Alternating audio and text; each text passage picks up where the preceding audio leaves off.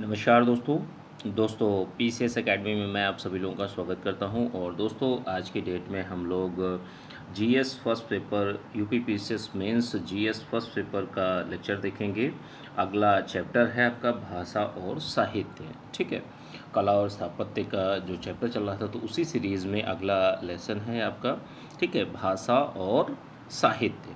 तो जो भी प्रगति हमारे देश में हुई है अभी तक प्राचीन काल से लेके, तो उन सारी चीज़ों को आज हम लोग देखेंगे। ठीक है, और इसमें दोस्तों लगभग 21 पेजेस हैं। तो 3 लेक्चर में, जैसे देखिए एक ही वीडियो बहुत ज़्यादा लंबा हो जाता है, तो 3 लेक्चर में इस पूरे जो चैप्टर है उसको कंप्लीट करेंगे और 7-7 पेजेस को करके हम लोग अच्छे तरीके से देख लेंगे। ठीक है, और दोस्तों आप लोगों को ये वीडियो अच्छा लगता है तो वीडियो को लाइक कर दीजिए, चैनल को सब्सक्राइब कर लीजिए। ठीक है, इसकी पीडीएफ जैसे ही आप लोगों को यह चैप्टर कंप्लीट हो जाएगा तो आप लोगों को जो पेड व्हाट्सएप ग्रुप चल रहा है तो उसमें आप लोगों को मिल जाएगी। ठीक है, 2019 का अलग चल रहा है और 2020 का अलग चल रहा है। ठीक है दोस्तों, कुछ सुविधा मैंने कुछ लोगों को दी थी।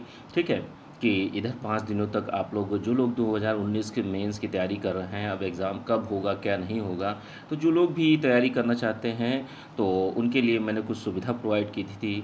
ठीक है, क्योंकि बहुत सारे लोगों के मैसेज आ रहे थे। ठीक है, तो इसलिए मैंने की थी और बाकी आपकी इच्छा के ऊपर डिपेंड करता है सारी चीज़ें। चलिए आज का लेक्चर स्टार्ट करते हैं।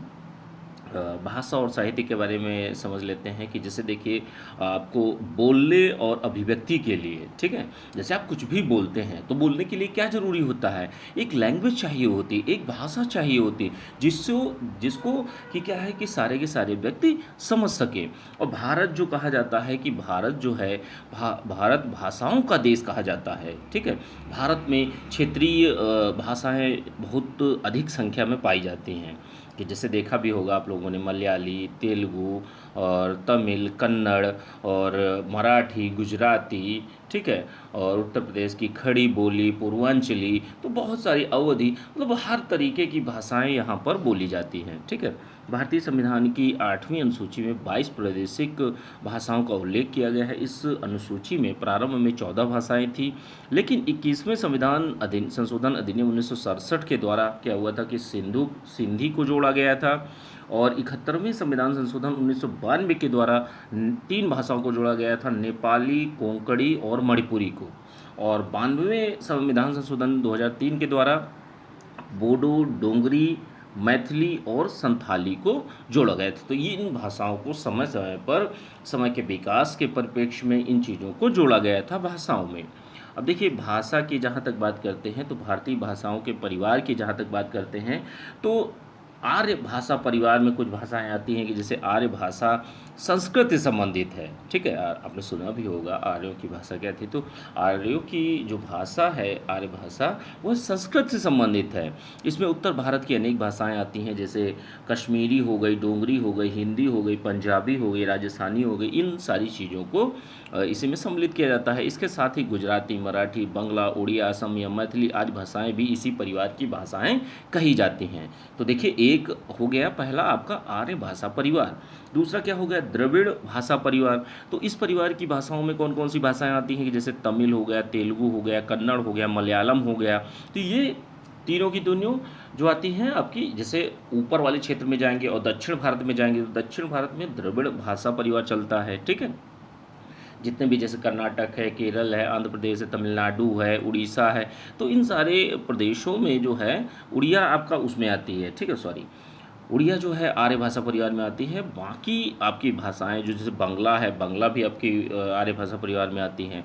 तो द्रविड़ भाषा परिवार में कौन कौन सी आती हैं, तमिलनाडु की तेलुगु, कन्नड़, मलयालम। ठीक है, तो इन भाषाओं को द्रविड़ भाषा परिवार कहा जाता है। और क्या चीज़ें हैं कि जैसे ऑस्ट्रो एशियाई भाषाएं, तो इस परिवार की जो मुंडा भाषाएं, जैसे खड़िया है, मुंडारी देश के मध्य क्षेत्र में बोली जाती है। ठीक है, जिन्हें प्रमुख भाषा नहीं माना जाता है। ठीक है, तो कुछ ऐसी भाषाएं हैं जिनको प्रमुख भाषा नहीं माना जाता है। अब अगली भाषा कौन सी है, तिब्बतो बर्मन भाषा। तो देश के उत्तर पूर्व में, ठीक है, देश के उत्तर पूर्व में तिब्बत वाले क्षेत्र से यहाँ पर बोली जाने वाली इस परिवार की भाषाओं में प्रमुख कौन सी है, आपकी मणिपुरी है। ठीक है, तो अब एक एक करके हम लोग चीज़ों को, भाषाओं को देखेंगे। ठीक है, तो अब देखिए असमिया भाषा की बात कर लेते हैं। भारतीय आर्य परिवार की असमिया भाषा का प्रादुर्भाव जो है भाषाविदों द्वारा प्राच्य मगधी अपभ्रंशों से हुआ है, ठीक है, माना जाता है। और इस भाषा पर तिब्बती और वर्मन भाषाओं का स्पष्ट प्रभाव मिलता है कि कहीं न कहीं किसी न किसी भाषाओं से प्रभावित दिखती हैं हमें। इस सरल एवं सरस भाषा में असम राज्य के मूल निवासियों को भाषा जो है वो उसमें खासिया, अहोम, बड़ो तथा संथाली के अनेक शब्द समाहित हो गए हैं। किसमें? असमिया भाषा में। और एक स्वतंत्र भाषा के रूप में इसका अस्तित्व 7वीं शताब्दी के अंत में हुआ है, ठीक है। साहित्यिक दृष्टि से इसका विकास जो है चरणबद्ध रूप से हुआ है कि जैसे इसका प्रथम चरण जो होता है 8वीं शताब्दी से 12वीं शताब्दी के मध्य तक होता है। द्वितीय चरण की शुरुआत कब होती है? 1201 ईस्वी से 1650 ईस्वी तक। और तृतीय चरण की शुरुआत कब से कब होती है? 1651 ईस्वी से 1850 ईस्वी तक होती है, ठीक है। और 1851 से वर्तमान तक आधुनिक काल तक का मान्य होता है, ठीक है, माना जाता है। असमिया के प्रथम चरण को आदिकाल कहा जाता है, जिसमें लोकगीत, लोक कथाएँ, लोकोक्तियाँ, लोक सूक्तियाँ ठीक है, तथा डाक वचनों की रचना की गई है। असमिया साहित्य जो है इस प्रारंभिक काल में महामहोपाध्याय हरिप्रसाद शास्त्री द्वारा रचित बुद्धगान ओ दोहा को एक कालजयी ग्रंथ माना जाता है, ठीक है, काल का महत्वपूर्ण ग्रंथ माना जाता है। 14वीं शताब्दी में माधव कंदली ने वाल्मीकि रामायण का असमिया भाषा में पद अनुवाद करके पद में अनुवाद किया था और करके स्वयं की सर्वश्रेष्ठता को सिद्ध की थी। इसके बाद उन्होंने भगवान कृष्ण के कार्य जीवन विषयक देवजीत की रचना की थी और इस काल के दुर्गावर ने गीति रामायण तथा पीताम्बर ने उषा परिणय की रचना की थी। तो ये कुछ रचनाएं हैं संबंधित जो असमिया है उससे, ठीक है। तो ये सारी चीज़ें हैं। अब अगली चीज़ क्या है कि जैसे भाषा के विकास के तृतीय चरण में क्या होता है कि ऐतिहासिक रचनाएं ही की गई हैं। जैसे राजेश्वर सिंह का नाटक जो है कीचक वध, ठीक है, तथा शेखर भट्टाचार्य की कृति है हरिवंश, तो इस काल की श्रेष्ठतम रचनाएं मानी जाती हैं। ईसाई धर्म के प्रचार हेतु क्या है कि खेरेड ब्राउन तथा टी कोट द्वारा बच्चों के लिए प्रकाशित पत्रिका अरुणोदय तथा द पिलग्रिम्स प्रोग्रेस का असमिया अनुवाद जो है यात्री कार यात्रा को इस चरण का सर्वश्रेष्ठ जो साहित्य है वो माना जाता है, ठीक है। तो सबसे पहले तो हम लोगों ने असमिया भाषा को अच्छी तरीके से देखा, ठीक है। अब देखिए उड़िया की बात कर लेते हैं जो कि आपकी उड़ीसा क्षेत्र में मानी जाती है, ठीक है। कि जैसे देखिए उड़ीसा है, उड़ीसा के आसपास 9वीं शताब्दी में जो मगधी भाषा थी, तो मगधी भाषा जो है अपभ्रंश से ही विकसित हुई है। और उड़िया भाषा में प्रथम दृष्टया लौकिक और परिभाषित दोनों ही प्रकार से के साहित्य मिलते हैं, लेकिन इसका क्या है कि उनका सृजन जो हुआ है 13वीं शताब्दी में ही प्रमाणित होता है। इस रचनाकार में सृजित साहित्य में क्या होता है कि जैसे शैव है, वैष्णव है, शाक्त है, बौद्ध मतों का इस जो प्रभाव है वो भी कहीं ना कहीं हमें दिखाई देने लगता है, स्पष्ट रूप से दृष्टिगोचर होता है, ठीक है। 14वीं शताब्दी के शीर्ष की जो कवि हैं सरलदास, जिन्हें उड़िया भाषा का व्यास कहा जाता है, ठीक है, ने जिस सशक्ता से महाभारत को प्रख्यात किया वह आज भी बहुत ही ज़्यादा महत्वपूर्ण है।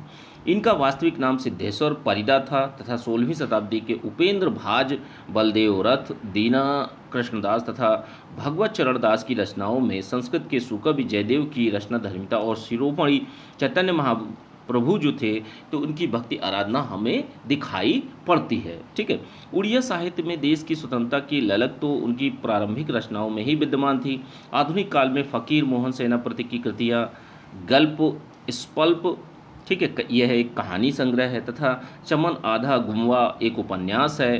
राधानाथ रथ का महाकाव्य महायात्रा है। और कवि जो गोपबंधु दास है, बैकुंठनाथ है पटनायक, ठीक है, बैकुंठनाथ पटनायक, कालिंदी चरण याणी ग्रही, ठीक है, पाणिग्राही, और मायाधर मन सिन्हा आदि उड़िया साहित्य में बहुत ही ज़्यादा महत्वपूर्ण हैं, चिर स्मरणीय हैं, ठीक है, इनको बहुत ज़्यादा याद किया जाता है, बहुत अच्छी रचनाएं मानी जाती हैं, ठीक है। तो ये सारी चीज़ें हैं। अब अगली चीज़ क्या है, कन्नड़ को देख लेते हैं। द्रविड़ भाषा परिवार की भाषा है, ठीक है। भारत की प्राचीनतम भाषाओं में से एक कन्नड़ भाषा में एक स्वतंत्र अस्तित्व जो हमें चीज़ें दिखाई देती हैं, अस्तित्व तो 5वीं शताब्दी में ही प्राप्त हो गया, किंतु 9वीं शताब्दी के प्रारंभ में क्या होता है कि सभी विधाओं का समावेश इसके विपुल साहित्य भंडार में हुआ है। ठीक है, संस्कृत से प्रभावित इस भाषा के आदिकालीन साहित्य में रामायण तथा महाभारत की स्पष्ट छवि हमें दिखाई पड़ती है। दक्षिण के द्रविड़ परिवार की यह मुख्य भाषा कन्नड़ एक ऐसी भाषा है जिसकी शुद्धता हेतु व्याकरण का सृजन जो है प्रारंभिक काल में ही कर लिया गया था। ठीक है, तो ये द्रविड़ परिवार की भाषा है जिसका जो व्याकरण शुद्धता है, तो व्याकरण का सृजन प्रारंभिक काल में ही किया गया। 13वीं शताब्दी में काशीराज ने शब्दमणि दर्पण की रचना करके जहाँ व्याकरण की उत्पत्ति की गई थी, यहाँ नागवर्मा द्वितीय ने पहले संस्कृत में साहित्य व्याकरण, काव्यावलोकन तथा भाषाभूषण तथा बाद में वस्तुकोश नाम से एक संस्कृत कन्नड़ शब्दकोश का सृजन करके कन्नड़ भाषा को व्याकरण और शब्दार्थ से परिपूर्ण कर दिया। तो ये कुछ महत्वपूर्ण कार्य हुए थे आपके कन्नड़ भाषा के संदर्भों में जब हम लोग देखते हैं। ठीक है, अब देखिए जो चीज़ें पूछेगा, जो प्रश्न बनेगा, आपसे क्या पूछा जाएगा कि द्रविड़ भाषा परिवार की मुख्य भाषाओं की विशेषताएं बताइए। ठीक है, तो आप थोड़ा थोड़ा सा लिखते चले जाएंगे तो चीज़ें बेहतर हो जाएंगी। ठीक है, जैसे ये पूछ लेगा आपका जो आपका आर्य परिवार की भाषाएं हैं उनके बारे में पूछ लेगा, तो इस तरीके से मेंस में आपके प्रश्न बनेंगे। ठीक है, कश्मीरी भाषा की जहाँ तक बात कर लेते हैं, कश्मीरी भाषा जो है भारोपी भाषा समूह के दरह परिवार की प्रमुख कश्मीरी भाषा का प्रादुर्भाव जो है पैसाची अपभ्रंश से हुआ है। इस भाषा पर फारसी तथा संस्कृत का स्पष्ट प्रभाव देखने को मिलता है।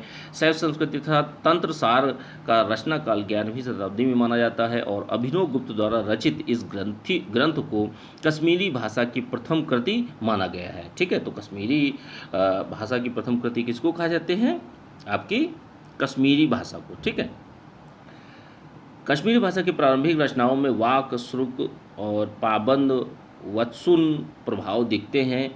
वे आध्यात्मिकता के प्रतीक माने जाते हैं। मतलब ये सारी की सारी चीज़ें किससे संबंधित हैं? आध्यात्मिकता से संबंधित हैं। ठीक है, अब देखिए अगली भाषा कौन सी है? कोंकणी की बात कर लेते हैं। तो कोंकणी जो है मराठी हिंदी की हमजोली भाषा कोंकणी आज एक समृद्ध भाषा है, किंतु पुर्तगाली शासनकाल में इसकी पर्याप्त धरोहर नष्ट हो चुकी है। इसकी जो लिपि है देवनागरी है, परंतु यह कन्नड़, मलयालम तथा रोमन में भी लिपिबद्ध की जा रही है। ठीक है, कोंकणी साहित्यकारों ने क्या किया है कि मराठी भक्ति साहित्य, रामायण तथा महाभारत में सृजन करके कोंकणी साहित्य का सूत्रपात किया। पुर्तगाली साहित्यों ने क्या किया था कि पुर्तगाली साहित्यों ने कोंकणी साहित्य में कालजयी रचनाओं के द्वारा अभिवृद्धि की तथा 18वीं शताब्दी के फादर जेकिमद मिरांडा ने ईसा मसीह के पुनर्जन्म पर आधारित पूजा गीत जो है रेगलो जेशु भोलांतक तथा दोनों ब्रेरेतो ने पापियंसी वसेरथिरी की रचना करके साहित्य में भरपूर योगदान देता है। तो ये कुछ रचनाएं हैं कोंकणी की जहाँ तक बात की जाती है तब। अब अगली क्या है? अगली है आपकी गुजराती। तो गुजराती की बात कर लेते हैं। तो गुजराती में क्या है कि जैसे गुर्जर अपभ्रंश से जन्मी गुजराती भाषा का विकास जो है 12वीं शताब्दी से प्रारंभ होता है। ठीक है, इसको प्रारंभिक साहित्य में जैनत्व, अध्यात्मक और तथा श्रृंगार युक्त कलात्मकता के दर्शन होते हैं कि जैसे इसमें जैन का भी प्रभाव दिखाई पड़ता है, आध्यात्मिकता का भी प्रभाव दिखाई पड़ता है और श्रृंगार का भी प्रभाव हमें दिखाई पड़ता है। ठीक है, किंतु वीरता, रस, रंगता तथा लोक कलात्मकता की पुटी भी हमें मिलती है। मतलब सारी की सारी चीज़ें जो वस्तुएं हैं, ठीक है, जो चीज़ें हैं उनसे परिपूर्ण हमें दिखाई देती है। इस युग के साहित्यकारों में पदम राजशेखर तथा जयशेखर का स्थान प्रमुख माना जाता है। ठीक है, शलिभद्र सूरी द्वारा रचित भातेश्वर बाहुबली रासा को प्रथम साहित्यिक ग्रंथ माना जाता है। इसी प्रकार माणिक्य जैन की रचना पृथ्वी चंद्र एक कालजयी कृति मानी जाती है।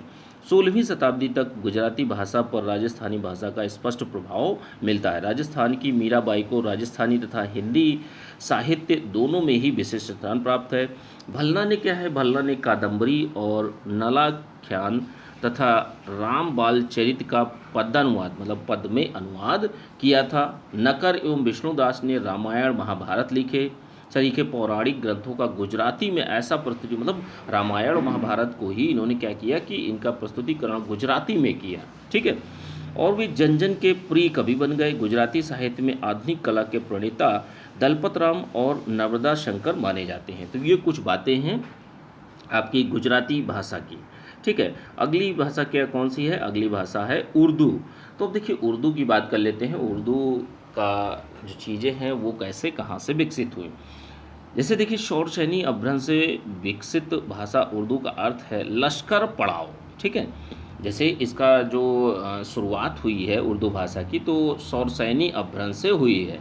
ठीक है, फारसी लिपि की इस भाषा में फारसी, अरबी, हिंदी और बोलचाल के अनेकानेक शब्द इसमें आते हैं, मिले हुए होते हैं, अनेका ही शब्द समाहित होते हैं।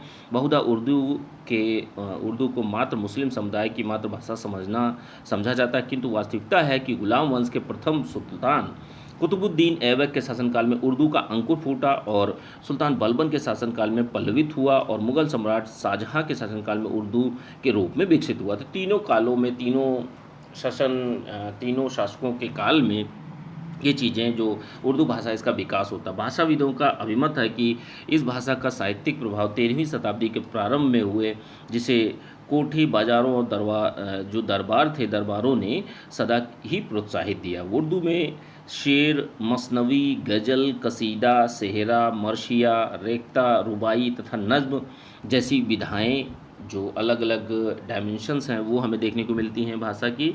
और उर्दू के दो रूप हैं, उत्तरी तथा दक्षिणी।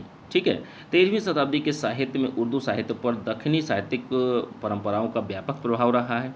उर्दू में जैसे गज़ल विधा है, गज़लें आप लोगों ने सुनी भी होंगी। ठीक है, तो उर्दू में गज़ल विधा का शुभारंभ अमीर खुसरो करता है आकर। ठीक है, खड़ी बोली का जनक भी कहा जाता है अमीर खुसरो को। और देखिए कुतुब शाह तथा सिराज, इन सभी ने जो है गज़ल का प्रारंभ किया था।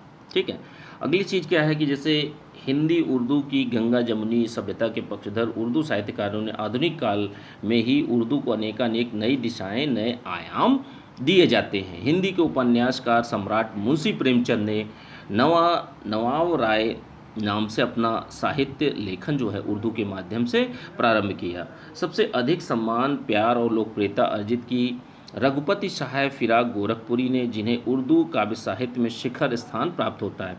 उर्दू को मात्र मुस्लिमों की भाषा समझने वाले लोगों के भ्रम निवारण में मोहम्मद शाह नसीर फरीदी की पुस्तक उर्दू की है। ठीक है, मालिकाए गज़ल और शबनम मैकश अकबराबादी की कुछ रचनाएं संग्रहित हैं। ठीक है, तो जो लोग भी ये समझते हैं कि उर्दू मुस्लिम लोगों की भाषा है तो उनके लिए बहुत अच्छी रचनाओं की रचना की गई है प्रोफेसर नसीर फरीदी के द्वारा। ठीक है, तो ये सारा का सारा विकास हम लोगों ने उर्दू के बारे में देखा।